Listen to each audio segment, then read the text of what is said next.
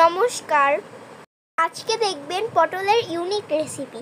এর জন্য পটলগুলোকে এরকমভাবে কেটে নিতে হবে। তারপর মধ্যের আঠিগুলো আলাদা করে নেব।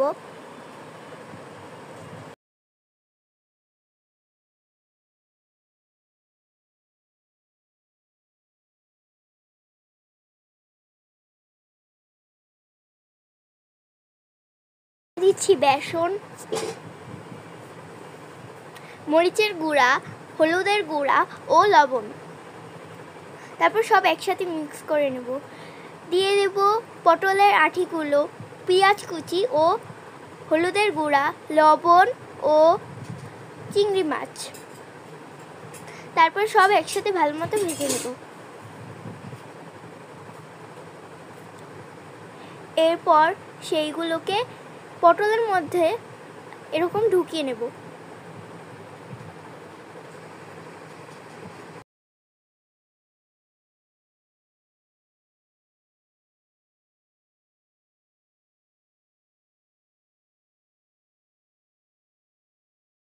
এখন উপর দিয়ে দেব বেসন।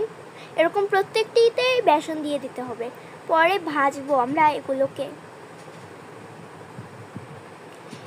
এরকম করে ভাজতে হবে, লাল লাল করে ভেজে নেব।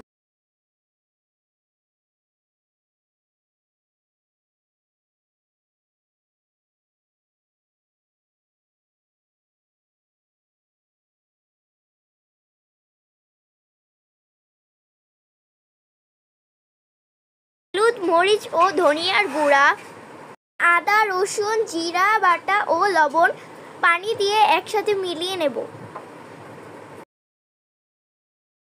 দিয়ে দেব জিরা, পেঁয়াজ কুচি, এগুলোকে ভালো মতো ভেজে নেব। সাথে দিয়ে দেব টমেটো কুচি।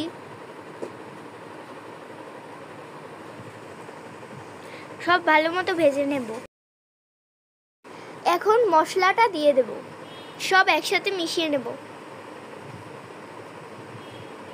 এখন দিয়ে দেব জল, সব আবার ভালো মতো মিশিয়ে নেব। দিয়ে দেব সরিষা ও বাদাম বাটা।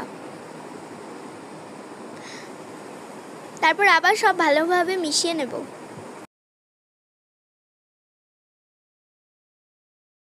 পটলগুলোকে দিয়ে দেব। সব শেষে কাঁচামরিচ দিয়ে দেব।